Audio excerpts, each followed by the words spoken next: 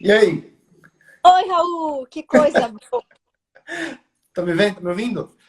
Tudo ótimo. E você? Tudo tranquilo. Quanto tempo, né, bicho? Meu Deus, quanto tempo que a gente se conhece.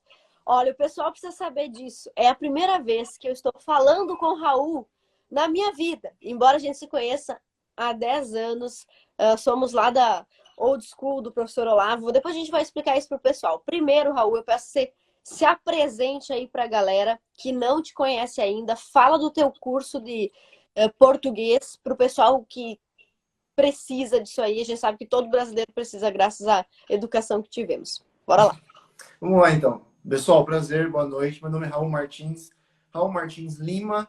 Eu sou conhecido como Raul Martins, mas tem esse Lima também. E a minha esposa gosta que eu diga Lima, porque afinal de contas o nome da minha esposa é Camila Monteiro Ramos Lima. Não entrou Martins, né? Então, vamos lá. Raul Martins Lima. Como a Ana falou, há mais ou menos 2 anos eu venho ministrando aulas sobre vários assuntos, mas especialmente sobre português, sobre a língua portuguesa. E eu acabei chegando a dar aula de língua portuguesa, meio que eu tropecei nisso. Eu comecei querendo escrever, eu de fato escrevi algumas coisas no Facebook, foi assim que nós nos conhecemos, lá na Olavosfera original, lá atrás. E aí, quando eu cheguei no Instagram, eu comecei a escrever algumas coisas, pessoas começaram a me perguntar sobre português. Eu falei, caramba, que estranho, né? Eu no começo nem queria fazer isso, mas eu comecei a dar algumas explicações, as pessoas gostaram, e de fato eu percebi que, poxa vida, havia pessoas querendo aprender português. Lá atrás eu achava que ninguém queria aprender, que só eu queria aprender. Quando eu caí aqui, eu percebi que as pessoas de fato queriam aprender, o que me deixou feliz, porque afinal de contas é algo que eu domino e algo que é extremamente importante. A minha vida e durante muito tempo tem sido cultivar a linguagem, cultivar a comunicação, cultivar a escrita.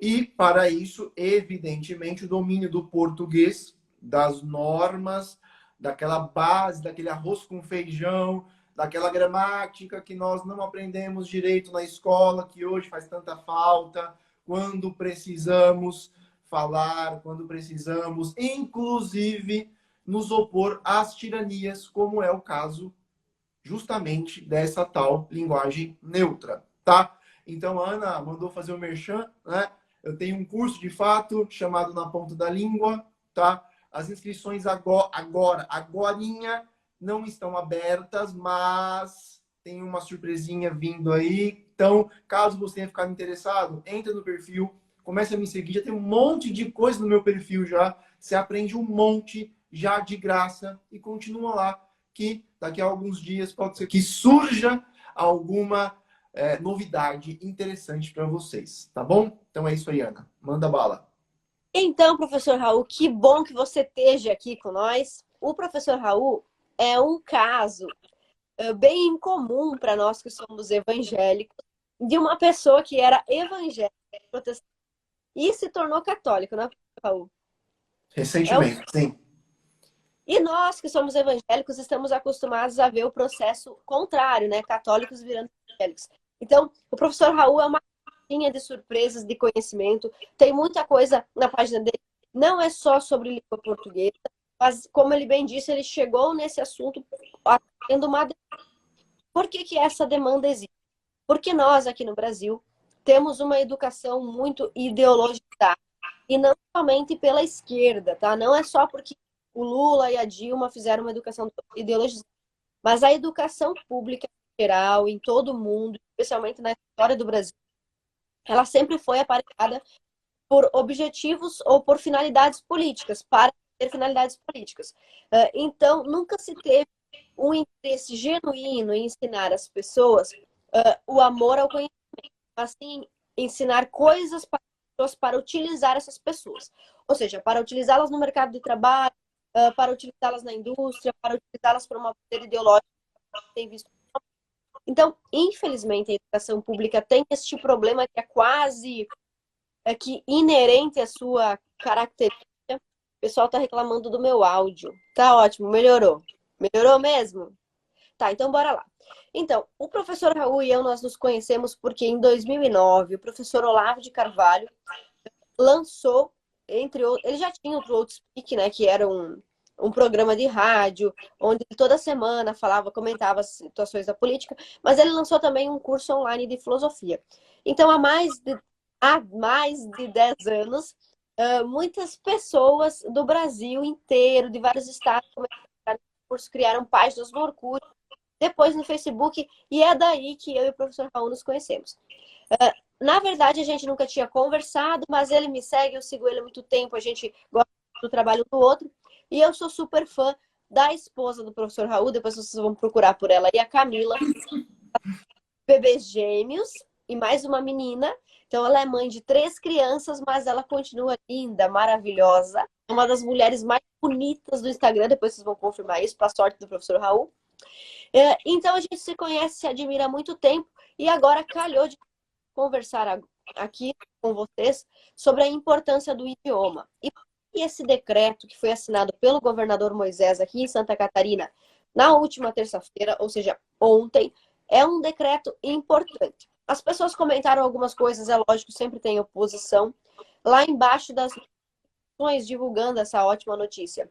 Algumas pessoas comentaram, vem época de pandemia, o SUS está lotado, está encolado, as pessoas estão morrendo e vocês discutindo língua portuguesa. Ou sei lá, o Brasil com a inflação altíssima e vacina para comprar e vocês discutindo idioma. Então, eu acho, professor Raul, que as pessoas não sabem a diferença entre o que é eterno e o que é urgente, que são coisas muito diferentes. Todos os dias nós teremos pautas urgentes. Então, sempre vai ser urgente alguma reforma em uma escola, alguma reforma de uma BR, a restauração de uma rodovia, sempre vai ser urgente levantar um ginásio que foi derrubado por um vendaval, ajudar famílias que foram atingidas pela viagem, que são pautas políticas também. Sempre vai ser urgente o político tomar decisões que relacionam e que impactam a vida prática das pessoas. Mas existem coisas que não são necessariamente urgentes, mas que são preocupações eternas, que nunca passam. E é sobre isso que eu quero conversar com você, professor Raul. Qual a importância? Nós sabemos que o brasileiro não sabe falar português, mas falar tudo bem, gente. Mas o brasileiro não sabe escrever, não conhece o seu próprio idioma. E qual é a importância, qual é o impacto disso na vida das pessoas? Na vida comum, do cidadão comum, ou mesmo na vida interior das pessoas? Tá, ótimo. Bem, eu gosto de dizer, para facilitar a compreensão das pessoas, eu gosto de chamar atenção para um fato em que nós não pensamos geralmente. Nós não pensamos geralmente no fato de que o pensamento, ele é basicamente feito com palavras, né? Então, nós não conseguimos pensar, claro, pensamos também por imagens, tá? Mas os pensamentos mais complexos, aqueles pensamentos que exigem ordem, que exigem organização, e aí, pessoal, entram não só, quando eu falo, né, pensamentos complexos, as pessoas tendem a imaginar que eu estou falando de escrever um livro, escrever uma tese, uma redação. Não. Quando eu digo pensamentos complexos, eu digo, inclusive, narrar a sua própria vida, contar a sua própria história com um pouquinho mais de complexidade, de riqueza, para que você não simplifique a sua memória e falsifique a sua vida, tá? Mas, enfim, para você criar textos, para você criar um pensamento mais complexo, mais rico, mais organizado, hierarquizado, que seja capaz de pegar nuances, que seja capaz de pegar, criar conceitos claros, você precisa das palavras. Você precisa aprender, basicamente, a escrever e também a falar, né?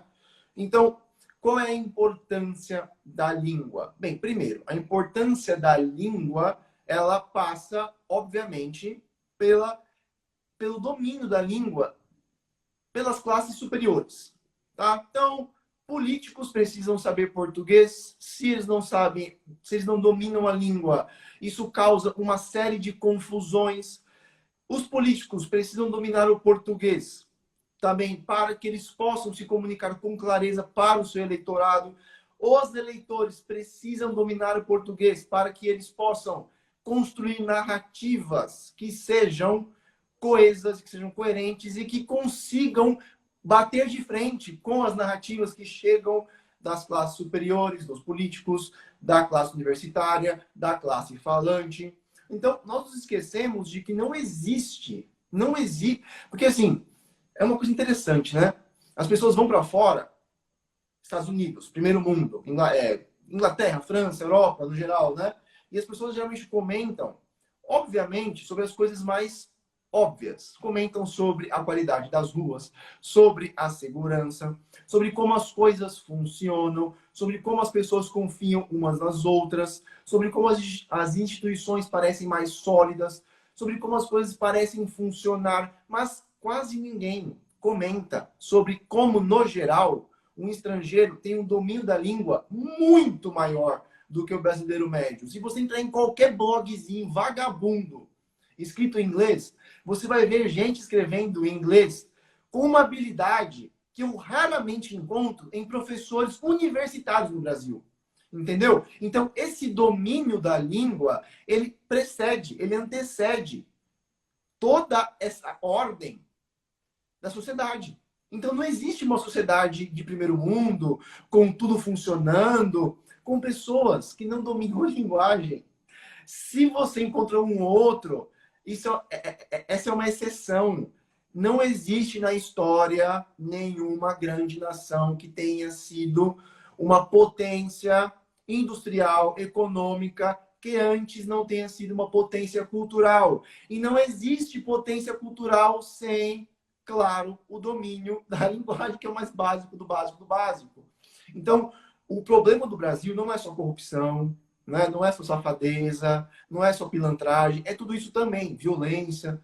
Mas o problema do Brasil é, na base, um problema de linguagem. É um problema de falta de domínio da linguagem para que nós nos comuniquemos. Por exemplo, quantos casais não brigam? Quantas vezes, Ana, pessoas já vieram me dizendo, olha, Raul, você me ajudou muito, sei lá, com o meu casamento. Aí eu digo, por quê? Ah, porque você explicou uma coisa. Eu coloquei em palavras, você entende? Só coloquei em palavras uma experiência que aquela pessoa não tinha conseguido conceitualizar e que matava ela. E que fazia mal a ela. Porque tudo aquilo que não conseguimos colocar em palavras nos controla. Ou pelo menos tem uma força sobre nós. Então é muito difícil você ter uma vida interior estável. É muito difícil você conseguir narrar a sua própria história. É muito difícil um país inteiro ter ordem e chegar a ser uma potência, chegar a ser um país com instituições mais sólidas, chegar a ser um país lá na frente. É porque, assim, parece um exagero, né? Eu dizer que tem relação a violência com a língua portuguesa, mas pior que tem, né? Parece exagero eu dizer que tem uma relação entre as instituições que são muito frágeis e a língua, mas pior que tem. Se vocês forem a todas as grandes, a todos os grandes mitos da humanidade que contam como surgiu o homem, a linguagem está sempre lá no começo, né? Então, é por isso, porque eles perceberam que sem linguagem não há pensamento, sem linguagem não há cooperação, e sem cooperação não tem nada, né? Nós somos um monte de bárbaros, sem cooperação, sem compreensão, o que tem? Tem sociedade? Não tem. Tem cultura? Não tem. Tem tecnologia? Não tem. A gente volta a ser, de fato, brutos. Basicamente é isso. Raul, isso que você disse é muito importante, porque realmente a língua ela está em todas as esferas da nossa sociedade. Muitas vezes as pessoas comentam assim, aqui embaixo: meu Deus, o marido da Ana é muito legal. Assim, sei lá, meu Deus, eu queria ter um marido igual ao marido da Ana. Como você descreveu bem o que eu gostaria de ter num homem. E, tipo, às vezes é apenas porque eu consegui colocar em palavras as coisas que aconteceram e que são bastante simples. Isso é muito repetitivo aqui. A minha mãe sempre diz, ela tá aqui inclusive, faz uma homenagem daquelas que todo mundo elogia no Dia das Mães, ou no Dia das Mães, ou no aniversário. Porque todo mundo diz que ela é a melhor mãe do mundo, lendo o texto que eu escrevo sobre ela, né? Então, a importância de você conseguir se comunicar. E nós vemos muito isso na política, e é uma das coisas mais sofríveis aqui, que eu já experimentei, um dos sentimentos mais sofríveis que eu já experimentei no parlamento. Quando você diz uma coisa e a pessoa entende outra, ou ela usa a palavra errada. Por exemplo, quando a pessoa quer dizer acesso à escola, mas ela diz educação. Olha a diferença entre essas duas informações. Nós, Enorme. uma comissão de educação, reunimos a comissão de finanças, realizamos aí uma comissão mista para debater um assunto voltado à educação ou ao homeschooling, como aconteceu recentemente, uma audiência. Aí uma pessoa está falando sobre acesso à educação, acesso à escola. Ela está falando sobre isso, mandar a criança até a escola, matricular a criança lá. Mas para falar disso, ela usa a palavra educação, que é uma outra coisa. Além disso, você tem também instrução. Além de instrução, você tem também treinamento. As pessoas, elas estão tão empobrecidas quando se trata de vocabulário e de linguagem, que elas não percebem as diferenças de método quando se está discutindo política pública. Então, por exemplo, antigamente nós tínhamos o Ministério da Instrução Pública, o Ministério da Educação. Quando eu mudo o Ministério da Instrução Pública para Ministério da Educação, eu estou fazendo uma mudança filosófica no cronograma do governo. As pessoas acham que é só um nome, mas não é. E isso que a gente está discutindo aqui sobre a importância da linguagem, eu já tinha mencionado no meu livro que, eu tenho certeza que você já conhece, Raul, mas a gente tem um capítulo específico para subversão das identidades. Que é o capítulo... Então, se o pessoal... Você tem algum livro publicado? Não tem, né, Raul? Não, ainda não. Saberia, viu? Feminismo, perversão e subversão. São 5 capítulos. O quarto capítulo a gente dedicou somente à temática da ideologia de gênero. E o título é Subversão das Identidades. Aqui dentro tem um subcapítulo dedicado a Monique Wittig. A linguagem ela é tão importante que existem algumas feministas, ou seja, feminismo que tem a ver com o quê? Com sexo, com mulher, com relações de gênero. Existem algumas feministas dedicadas somente ao campo da linguagem. E é o caso da Monique Wittig, que ela... É o caso da Monique Wittig que ela propõe, olha só o que ela propõe, a revolução feminista alcançando as mulheres do mundo todo, não através de política pública, não através do casamento, não é através do divórcio. A proposta dela é levar o movimento feminista adiante através da linguagem. E para isso, olha que importante isso. Aqui na página 273 do meu livro eu falo sobre isso. Ela diz o seguinte: descrevo propondo uma série de práticas parodísticas baseadas numa teoria performativa de atos de gênero. E entre essas performances que ela pretende usar como artimanha para mudar a cabeça das pessoas, a forma como as pessoas namoram, a forma como as pessoas casam, ela propõe a troca das palavras pai e mãe por progenitor 1 e progenitor 2, e ela propõe o fim das categorias de gênero nas palavras. Então, por exemplo, não se trata só de menina e menina. Ela diz que nós devemos combater o gênero em palavras que não se referem a seres humanos. Então, por exemplo, a lua, o sol. A lua é feminino, o sol é masculino. Só que o movimento feminista faz uma salada enorme. Então, por exemplo, a palavra canguru, o animal canguru, ele só tem o macho, né? Então, é o canguru fêmeo. Então, veja, não tem nada a ver a palavra com o próprio sexo da espécie. Sim. Mas o movimento feminista compreende que uma das ferramentas fundamentais para destruir a cabeça das pessoas com relação à maneira como elas se comportam, quem vai lavar a louça, quem vai criar os filhos, elas começam esse processo pela linguagem, se elas forem seguir a teoria da Monique. E quando a gente compartilhou essa notícia, nós comemoramos muito a assinatura do decreto. Muitas pessoas comentaram assim, mas que coisa ridícula, que deputada aleatória, não é nada, se preocupando. Então, veja só, isso também é um problema muito grave do brasileiro. Tudo que ele nunca ouviu falar, tudo que ele não conhece, ninguém ele acha que não existe. Então, na verdade, nós estamos estudando, eu, você, Raul, outras pessoas que defendem o movimento conservador, nós estamos estudando há tempo a influência da linguagem na guerra política. Nós lemos livros sobre isso, dezenas de livros. Existem artigos científicos, existem pesquisadores, antropólogos consagrados falando sobre isso.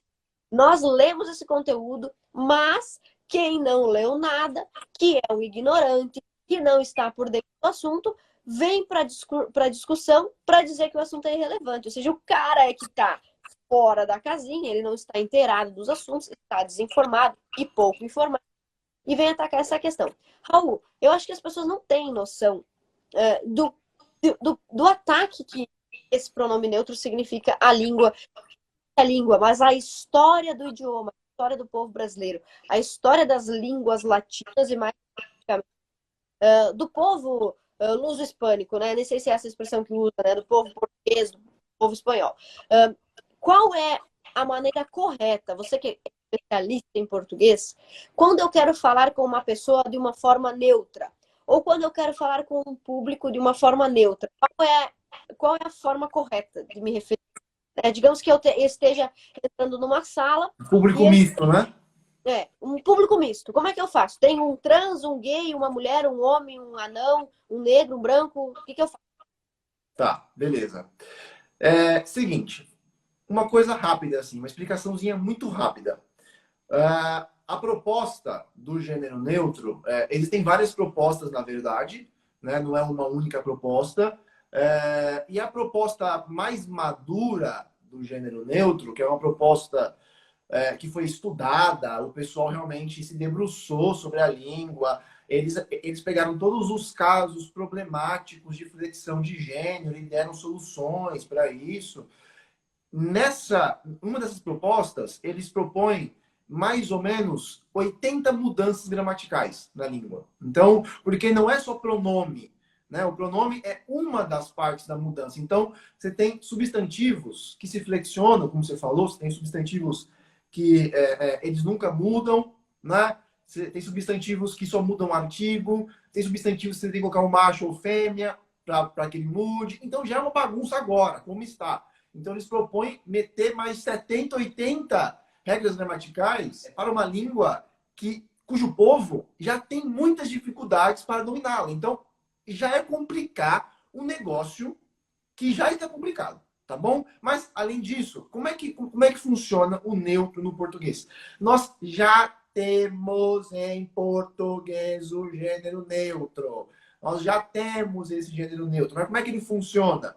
Ele funciona assim. Lá no latim, havia 3 gêneros, tá? O português veio do latim, né? Então, olha ela aí.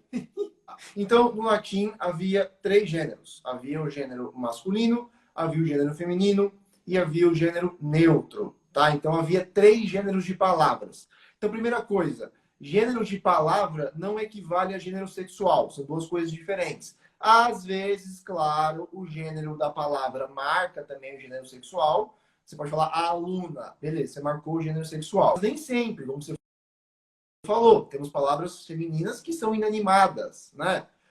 A faca, por exemplo, né? Não quer dizer que a faca tenha uma bichinha lá. Não quer dizer que o garfo tenha o negócio balangando lá. Então, são coisas diferentes, tá? Então, o que aconteceu? Quando o latim começou a se misturar com aquela língua do pessoal lá da Península Ibérica, né? E começou a se transformar no português, uma coisa aconteceu. A terminação das palavras latinas masculinas era muito parecida com a terminação das palavras neutras. Então, geralmente era com U que acabava, né? Esse U, ou como por exemplo, templum, que depois virou templo, com U, que depois virou templo, em português com O, essa mudança do pro U, pro O, também aconteceu nas palavras neutras. Então, o que aconteceu basicamente? Em português, o gênero masculino ele acabou absorvendo o gênero neutro, por assim dizer. Como eram declinações muito parecidas, e como com o passar do tempo o pessoal viu que o gênero neutro era meio bagunçado, ele não funcionava muito bem e não havia essa necessidade de ter um terceiro gênero. Então, o português acabou absorvendo, né? No português, o masculino absorveu o neutro. E aí a gente chega, por exemplo, na forma perfeitamente correta de se dirigir a um público misto. Por exemplo, todos, né? Todos vocês que estão aqui. Esse todos, quando você se refere a um público misto de homens e mulheres, ele não está funcionando como masculino. Ele é o masculino com força generalizante. Ou, para simplificar, ele é o neutro. Tá bom? Então, você chega e fala, você tem que falar todos, todas e todes. Não, você não tem que falar todos, todas e todes. E nem todos e todas. Porque todos, em português, já funciona para se dirigir, né, para que nós possamos nos dirigir a públicos mistos. E não é assim só com todos. Por exemplo, alunos, meus alunos. Quando eu falo, olha, meus alunos estão aqui. Eu não estou querendo dizer que eu tenho alunos homens aqui só. Eu quero dizer meus alunos no sentido total. E aí, esse todos já serve para absolutamente todo mundo em que vocês possam imaginar. Pessoas trans, pessoas não binárias, anões, alienígenas, negros, Power Rangers. Não interessa, entendeu? Porque é generalizante.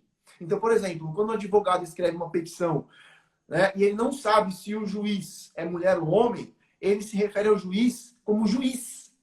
Por quê? Porque ele supõe que seja um homem, porque a sociedade é machista. Não, porque ele está usando o juiz com essa força generalizante. Já existe o neutro, entendeu? Então, essa proposta de você, nós precisamos tornar a língua mais inclusiva. Mas peraí, como assim mais inclusiva? Já inclui tudo. Já inclui todos, entendeu? Como assim? Como assim? Mas, não, mas as pessoas escutam todos e elas acham, elas imaginam, porque a palavra parece masculina, que isso acaba reforçando uma crença de que os homens vêm sempre em primeiro lugar. Entende? É assim, são 2, 3, 4, 5, 25 mortais carpados para negar o óbvio. A língua já tem o gênero neutro, já funciona muito bem, é elegante, é funcional. Por que funcional? Porque, então quer dizer que agora tem que falar todos, todas e todos, alunos, alunos e alunos. Ou, se eu quiser falar alunos, toda vez que eu falar uma palavra generalizante, eu tenho que falar também a feminina. Então fica ridículo, não é funcional. Entendeu? Então, a língua já tem uma solução funcional, eficiente, elegante e que, resolve os problemas. Agora o pessoal fala, né? Olha, vamos lá então. Quer dizer que se numa sala houver 69 mulheres, 69 alunas e um único aluno homem, eu tenho que dizer que lá há 70 alunos. Ou seja, a língua é machista. Mas, na verdade, primeiro, já falei, esse alunos é generalizante. E, segundo, eu posso dar outro exemplo, para vocês verem como isso é arbitrário. Se numa sala houver 59 avós, ou seja, homens, avós homens, e uma vozinha só, se você tivesse que falar no plural, você falaria 60 avós, mesmo com homens lá. Por quê? Porque existe uma coisa bem específica nessa palavra avós, porque em algumas palavras o O fechado, quando vira plural, abre. É tipo olho, vira olhos. Então vocês entendem? Há muitas razões e explicações para a língua ser como é. Você dizer, reduzir tudo isso, reduzir a história da língua, reduzir o funcionamento fonético do som da língua, reduzir todas aquelas discussões que levaram séculos entre grandes linguistas e gramáticos, reduzir tudo isso a língua machista, me parece uma coisa... Politicagem, exatamente. A politicagem mais rasteira, mais barata e mais sem vergonha possível. Entendeu? Não faz sentido. Não faz sentido. É muito simples. Professor, tem um outro argumento que o pessoal usa muito. vamos supor que eu estou diante de uma pessoa que ela é meio andrógina, assim, eu não consigo identificar se é um homem ou uma mulher. Uhum. É meio trans. Sei lá, uma pessoa andrógina, né? Eu não Certo. consigo identificar uma mulher. Seria uma falta de educação ou um preconceito eu me referir a essa pessoa como senhor? Ou, por exemplo, esse eu não poderia continuar mesmo com esse projeto perguntando a essa pessoa como você gostaria de ser chamado? Você acha que existe realmente uma função de combate ao preconceito em usar esse e no lugar do ou, do a? Existe função de combate ao preconceito? Ou isso aí é um fetiche da cabeça das pessoas? Haverá uma efetividade se eu trocar todas as palavras por pronomes neutros? Eu vou diminuir a homofobia, por exemplo? Olha, eu acho é forçar demais a barra achar que algo assim aconteceria. Primeiro, para que algo assim acontecesse, eu vou repetir isso aqui. Para que algo assim acontecesse, para que algo assim pudesse, digamos assim, ter a chance de acontecer hipoteticamente, as pessoas precisariam aprender a usar esses pronomes. E sabe o que esses pronomes e essas flexões novas de adjetivos e substantivos, sabe o que acontece? As pessoas não vão conseguir aprender a usar esse negócio porque é muito complicado. É complicado para um cacete, você entende? São muitas regras. É um negócio. Eu vou dar alguns exemplos aqui de como ficaria. Quer ver? Bem coisa bem rápida para vocês verem, por exemplo. Olha, isso aqui eu peguei de um artigo bastante completo, tá? Sobre a linguagem neutra. Então, assim, ó, descobri isso pelo meu amigo. Ficaria, descobri isso pela minha amiga. Eu recebi a notícia pela Sálvia. Eu recebi a notícia pele Sálvia. E você tem também diferenciações de pronúncia em pele, pele. Ó, pelos meus irmãos eu faço de tudo. Peles minhas irmãs eu faço de tudo. Então, percebam que isso é completamente antinatural, primeiro, certo? Isso soa completamente bizarro pra gente, porque nós fomos acostumados durante séculos ao oiuá, certo? A essa natureza natural, por assim dizer, da língua. Segundo, isso é complicado para um cacete. Agora, digamos que as pessoas, beleza, olha, pessoal, resolvemos o problema do português básico, as pessoas aprenderam, além do português básico, mais 80 regras gramaticais para que uma minoria não se sinta ofendida. Beleza, isso vai mudar alguma coisa? Sinceramente, não, eu acho que não vai mudar nada. Vocês entendem? Por exemplo, eu sempre contei a história aqui de quando eu trabalhei na Avon. Trabalhei como peão de fábrica na Avon, né? E eu trabalhava do lado de um travesti, da Kate. Esse travesti era um sujeito, assim, com um queixão, assim, acho que era do Ceará, com um queixo quadrado, com o queixo verde com a barba, né? É sempre por fazer. E era travesti. Veja, eu nunca destratei. E eu sempre. Isso é interessante. Eu pensei nisso depois, só quando entrou em pauta esse negócio de gênero neutro e tal. Eu chamava ele de a Kate. Eu chamava ele de ele e chamava de a Kate. Eu não chamava ele de o Kate. Essas coisas são naturais, vocês entendem? Essas coisas são naturais. Então, não é uma imposição linguística vinda de cima. Não é uma imposição linguística criada artificialmente, certo? Pensada por um grupinho lá, um grupo ideológico, e depois reforçada pela autoridade do Estado, que vai fazer, meu Deus do céu, com que, se eu fosse homofóbico, tratasse a Kate bem na Avon. Vocês entendem? Pode falar, desculpa. Ótimo, professor. Então, até agora, a gente poderia resumir a nossa live assim. Primeiro, que o português já tem uma flexão que é considerada neutra, que é a flexão todos, né, com o na maior parte dos casos, mas tem variações onde é o A, onde o acento e tudo mais. Então, Pessoas também generalizante, por exemplo, é feminina, né? resumo da nossa live agora, até agora. Já existe uma flexão que é considerada neutra. Em segundo lugar, pessoas, mesmo que isso fosse oficializado, jamais vão conseguir aprender todas as variações, porque não conseguiram aprender nem o português comum, quanto mais o português específico da linguagem neutra.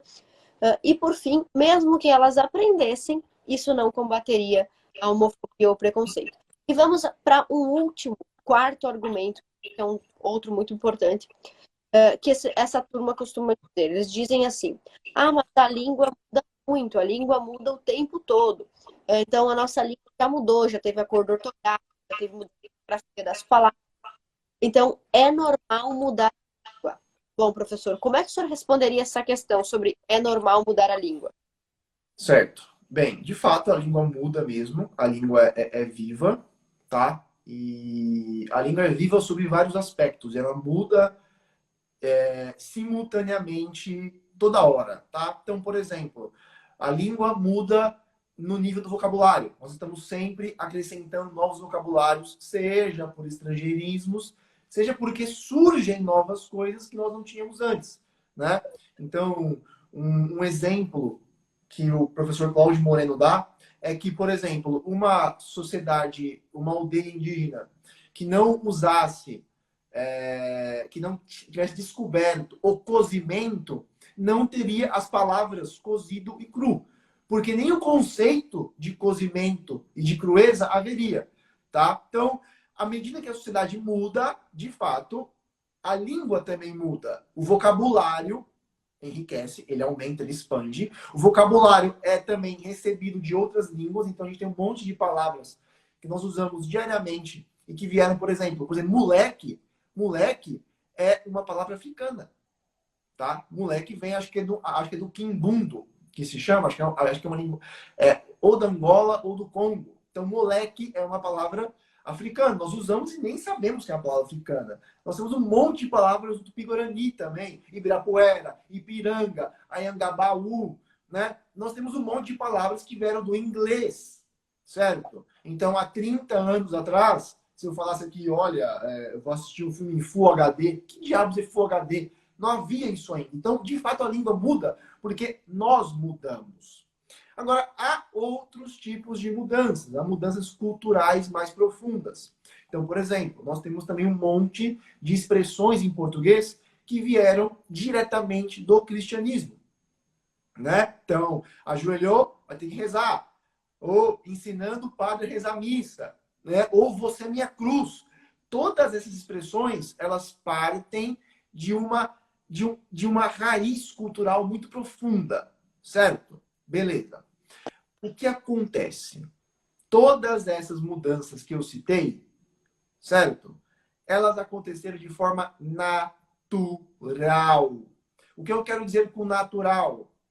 Ninguém se sentou em um comitê com 20, 30 pessoas e começaram a estudar a língua para que a língua pudesse fazer com que as pessoas mudassem as suas crenças e seus costumes. É o inverso.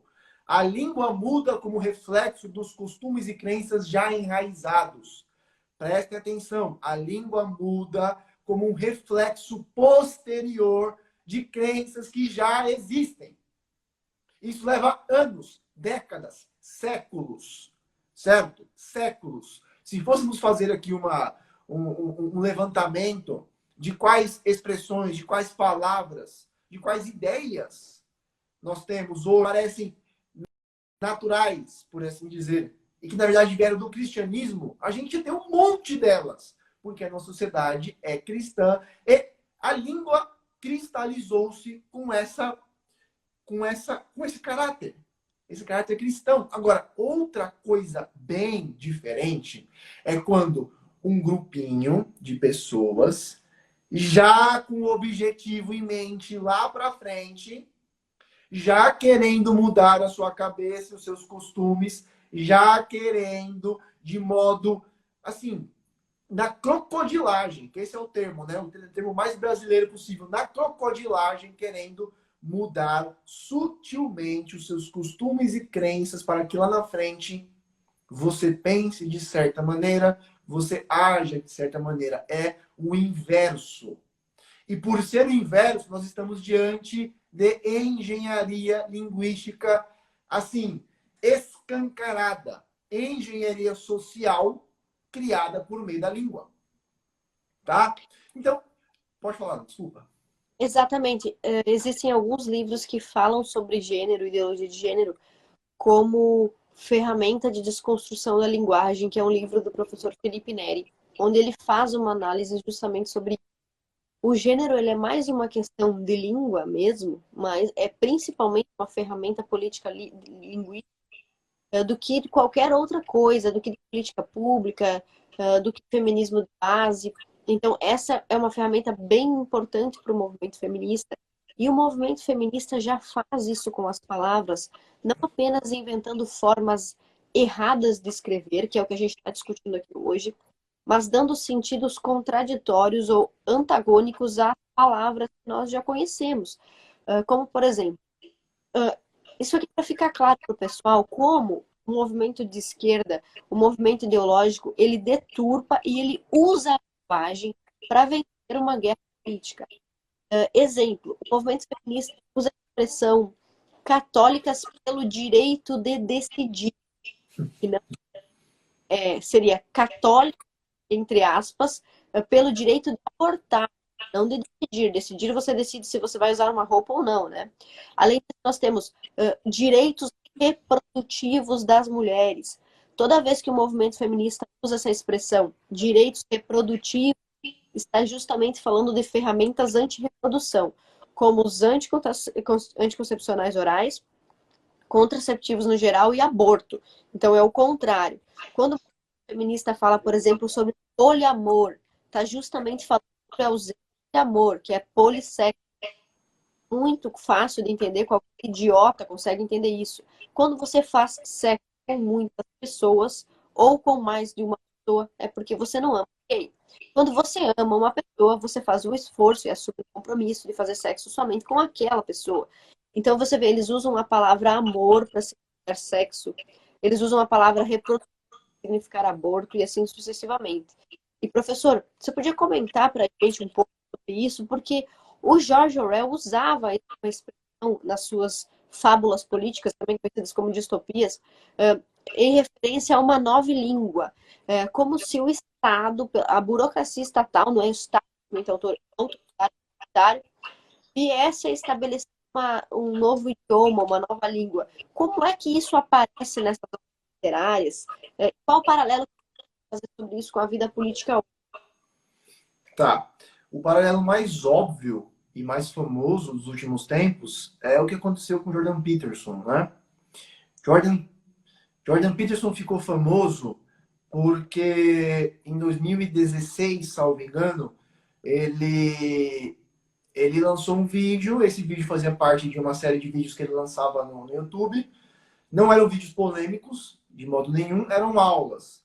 No meio de uma das aulas, ele diz que ele se recusaria terminantemente a seguir as diretrizes que uma emenda, salvo engano, da Constituição canadense estava sendo discutida, e ele diz, olha, eu não vou seguir isso aqui de modo nenhum, vocês esqueçam, não vai acontecer.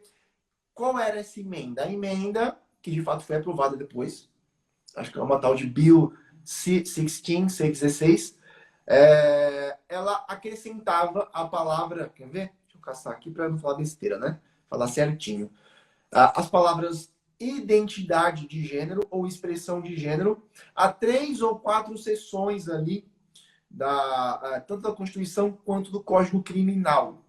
E aí, na prática, o que acontece? Na prática, a lei iria passar a considerar como crime de ódio alguma manifestação contrária à expressão ou identidade de gênero alheia.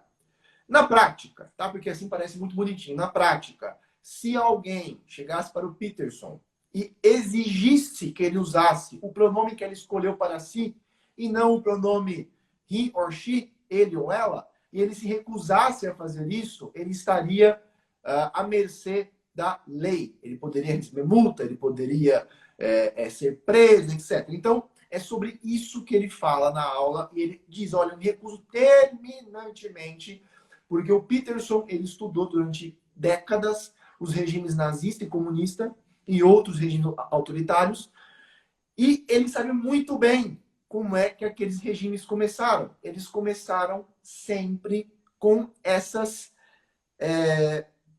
pequenas ou aparentemente inofensivas restrições.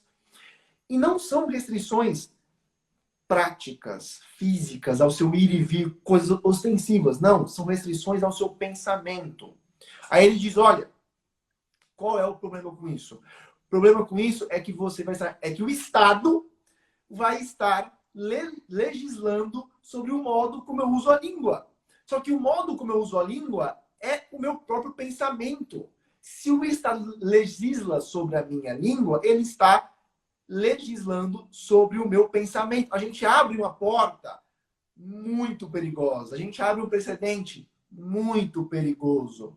E aí foi assim que ele começou a ficar famoso, porque ele estourou no mundo como um sujeito de extrema direita, raivoso, né? Que odeia pessoas trans e que desejava que todas elas morressem, o nazista, enfim. Só porque ele falou, olha, se o Estado quiser mandar na minha língua, se o Estado quiser mandar no pronome que eu uso, bicho, eu não vou deixar. Né? Isso é tirania, isso é autoritarismo. Então, nós já temos, hoje em dia, em ação, mais ou menos aquilo que o Orwell e também o Huxley, né? Quando você falou lá das mudanças para progenitor 1, progenitor 2, eu me lembrei muito do Huxley, porque é exatamente isso que eles fazem no Admirável Mundo Novo, né? Eles trocam todos os termos que têm alguma ligação com família para termos neutros, para termos científicos, como essa mulher diz, né? Mas voltando aqui. Então, Peterson, ele ficou famoso por causa disso, certo?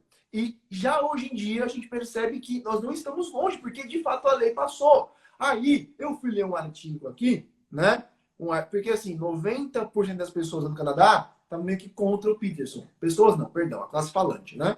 Aí uma mulher foi escrever um artigo aqui para desmistificar essa história. Vamos de fato ver na prática o que essa lei significa. Não era aquilo que o Peterson dizia. Aí ela diz o seguinte. Ai, que coisa maravilhosa. Olha só. Olha, seria. A gente chama uma especialista em direito, né? Aí ela fala assim: olha, seria muito difícil que você fosse preso se você usar o pronome errado sem querer. Aí ela fala, não, seria muito difícil, tá? Aí, beleza. Isso não poderia ser considerado como crime de ódio, usar o pronome errado sem querer, né? Beleza. Só que, vamos lá, essa lei que considera como crime de ódio, né? Essa lei, ela caberia se uma pessoa repetitivamente, se uma pessoa de modo consistente, ela se recusar a usar um pronome que a outra escolher, aí ela fala, aí pode ser que se aplique. Pode ser que você receba uma multa. Se você continuar, pode ser que você seja preso. Porque você está, aspas, cometendo um crime de ódio contra a outra pessoa. Só porque você falou, eu não vou te chamar de Elo, por exemplo, trazendo aqui para o Brasil, né? Então, essas coisas não são distopias futuras, são a realidade. Né? São a realidade.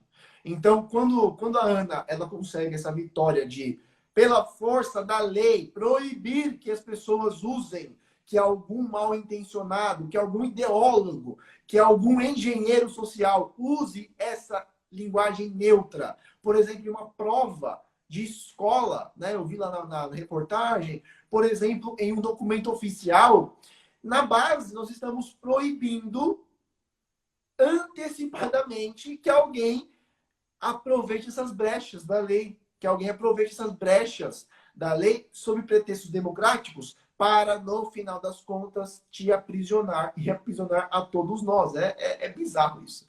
Raul, tem uma informação muito importante usada pelo Jordan Peterson que define essa questão. As pessoas podem dizer, bom, mas se é errado proibir a gente de usar, se é errado querer obrigar as pessoas a usar o pronome neutro, por que não é errado querer proibir as pessoas de usarem o pronome neutro em documentos oficiais, por exemplo, como é o caso do decreto do governador de Santa Catarina? O Jordan Peterson deu uma definição muito clara. Ele diz: a liberdade de expressão, ela existe como algo muito abstrato, algo que todos podem acessar. No entanto, toda liberdade de expressão tem determinados limites, não é uma liberdade absoluta. Por exemplo, no regime democrático não existe liberdade de expressão para defender incêndio criminoso, estupro coletivo ou ataque às instituições democráticas, como, por exemplo, organizar um motim para matar o presidente. Então, veja, a liberdade de expressão não é ilimitada. E uma definição perfeita que o Jordan Peterson deu: uma coisa é eu aceitar que o governo me proíba de dizer algumas coisas. Por exemplo, o governo me proíbe de fazer discurso racista, ou discurso nazista, ou, como no caso da Polônia e da Ucrânia, o governo me proíbe de fazer propaganda comunista. Sim. Agora, outra coisa muito mais invasiva e perigosa é o governo querer me obrigar a usar e dizer certas coisas. Então, olha a diferença absurda Exato. que existe. Por exemplo, uma grande diferença entre o cidadão comum e o funcionário público é a seguinte. Isso a gente vai aprendendo aí na vida pública, né? O cidadão comum pode fazer tudo, exceto o que a lei proíbe. Então, você, Raul, que não é político, você pode fazer qualquer coisa que você quiser, mesmo que a lei proíbe. O funcionário público, no exercício da sua função, ele não pode fazer nada, exceto o que a lei autoriza. Só que eu não preciso de funcionária pública. Para eu me submeter a esse regime rígido de não poder fazer nada, somente o que a lei permite, eu tenho que fazer uma prova e um concurso, me submeter e dizer: eu quero viver embaixo do regime do Estado, sendo uma funcionária pública, uma servidora pública, eu vou servir ao público. Então, quando você assina um documento, faz um concurso, se esforça e vira um servidor público, você só pode fazer o que a lei permite. Então, vou dar um exemplo. Um professor público. O professor tem liberdade de expressão na vida dele, ele pode fazer o que ele quiser. Quando ele está no exercício da função, ele não pode fazer nada, absolutamente nada, a não ser o que a lei permite. Então, se você for contratado para dar aula de português, você não pode dar aula de mais nada, somente aula. Se você for contratado para dar aula de português, mas ficar dando aula de matemática o ano inteiro, você pode sofrer um processo administrativo. Então, essa definição eu estou explicando isso. Porque todos nós, cidadãos comuns, não podemos permitir, né? Eu também sou uma cidadã comum, exercendo o cargo público. Não podemos permitir que o Estado nos transforme a todos em funcionários públicos compulsórios, em serviços públicos compulsórios. Quando o Estado me diz assim: você precisa fazer assim, você precisa se vestir assim, você só pode sair de casa se botar tal coisa na sua cara, no seu pé, na sua mão, no seu ombro, na sua cabeça, você só pode comer se fizer isso, aquilo, outro. Por exemplo, você já imaginou que ridículo se existisse uma lei que ninguém pode comer sem antes lavar as mãos? Ridículo, né? No entanto, eu consigo pensar, eu fiz faculdade de enfermagem na Universidade Federal, eu consigo pensar em 1 milhão de motivos para criar essa lei. Porque as pessoas se contraem a virose, cisticircose, poderia se listar uma infinidade de doenças que levaria as pessoas a serem obrigadas a lavar a mão antes de comer, obrigado por lei. E assim sucessivamente. Então, o Jordan Peterson dá uma explicação muito boa sobre isso. Você não pode ser obrigado pelo Estado a fazer uma série de pequenas coisas. Você só pode, na pior das hipóteses, ser proibido de certas coisas. Então, é muito eu proibir a pessoa de praticar crime de ódio, de discriminação com o homossexual e obrigar a pessoa a usar a bandeira LGBT amarrada na cabeça. São duas coisas muito diferentes. E o Jorge dá essa definição quando ele está explicando por que ele não quis aderir, né, a essa emenda C16. Depois o pessoal pode fechar aqui e pesquisar. Inclusive, Raul, eu acho que você tem uma livraria, não tem? Tem uma livraria, sim. Então, eu e o professor Raul, nós temos uma livrarias online, e você pode depois procurar, tanto na livraria do professor Raul quanto na minha, livros sobre esta guerra política. Existem livros muito bons de um escritor chamado Roger Kimball, ele fala sobre isso. Existe um outro livro chamado Imposturas Intelectuais. Infelizmente, eu estou fazendo mudança, eu estou em pouquíssimos livros aqui, Mas esse outro livro, Imposturas Intelectuais, é muito bom. 10 maneiras de destruir a imaginação do seu filho também, sobre esse assunto de linguagem. E, professor, só para a gente encerrar a nossa live, eu vou passar a palavra para o senhor, mas só para a gente encerrar, eu quero que o pessoal depois dê uma olhadinha no seu curso, que é o curso voltado à língua portuguesa, e também no nosso curso de política, que é o Clube Campanholo, que é um curso de 6 meses que fala sobre política. Começou agora no dia 1º de junho e vai até o dia 31 de dezembro. Então, pessoal, depois vocês fecharem a live, dê uma olhadinha nos 2 cursos, se inscreve no curso do professor, porque está fechado as vagas por enquanto, mas quando abrir você vai ser notificado. E também lá nas nossas livrarias, na livraria do professor Raul e na minha, livros para você comprar sobre linguagem, sobre guerra política. E por isso, professor, para a gente encerrar, que nós já passamos do nosso tempo, eu quero que o senhor encerre esse vídeo dando algumas recomendações para o pessoal. Pode ser de canais no YouTube, pode ser de artigos para ler ou de livros. Principalmente, professor, tem algum livro de gramática básica, fácil para o pessoal acessar? Livros de gramática. O pessoal sempre me pergunta muito sobre gramática, né? Eu não recomendo que você compre uma gramática e a leia do começo até o final, porque não é para isso que ela serve. Mas caso você queira uma gramática para consulta, que tenha linguagem simples, que você entenda, né? E que não seja aquela coisa muito aprofundada, muito difícil, eu recomendo 2 gramáticas principais. Vocês podem comprar elas usadas em algum sebo. É a Novíssima Gramática da Língua Portuguesa, do professor Domingos Pascoal Segala, C-E-G-A-L-L-A, Segala. Põe Segala que você encontra. E a gramática do professor Rocha Lima. São as minhas 2 preferidas, assim, tá? Mas, de novo, caso você leia, Raul, fiquei perdido, não entendi. Então, você precisa realmente de um pouquinho você precisa de um pouquinho de guiamento, você precisa, mas são obras de consulta muito boas, tá? Em relação a outras recomendações assim de cabeça, deixa eu pensar aqui. Eu nunca sei como pronunciar o nome daquele desgraçado, daquele Fyodor. Como é que é, Ana? Como se pronuncia o nome dele? Aquele ensaísta, aquele médico inglês que tem o pseudônimo, que é Fyodor D-A-L-R-Y Dalrymple. Eu não sei como é que fala. Dalrymple. Dalrymple, isso. Não, Ele é também... Theodore Dalrymple. Theodore, Ele tem também em alguns ensaios esparsos coisas muito boas sobre linguagem, mas é coisa mais esparsa, tá? O que eu recomendo de fato é que vocês sigam minha página, porque lá eu tenho tanto o Instagram quanto o Telegram, e no Telegram eu dou um monte de recomendações, entendeu? Porque aqui de cabeça é meio difícil, é muita coisa, tá? Então, pessoal, depois vocês vão dar uma olhada e se inscrever no Telegram do professor Raul e no meu Telegram também. Dá uma olhada na livraria. E a melhor coisa para você se tornar escritor melhor é você ler literatura de qualidade. Então, fique com as nossas recomendações nas 2 livrarias, tanto na minha quanto na do professor Raul, que são bem parecidas, que é praticamente sócio. Você vai procurar e diz assim, educação, literatura, é só você clicar no menu e escolher os livros que você achar que precisa. E não deixe de acompanhar o trabalho do professor a partir de agora. E para finalizar, eu gostaria de parabenizar e agradecer, quem diria, hein? É muito importante falar isso, hein, Raul? Eu fui a autora de um pedido de impeachment e relatora adjunta do outro pedido de impeachment que condenava o governador de Santa Catarina pelo desvio de uma compra de 33 milhões. Então, eu estive nesses 2 processos de impeachment como protagonista, inclusive torcendo pela condenação, pela investigação do governador. Publicamente, né? Ele foi inocentado das ações, enfim.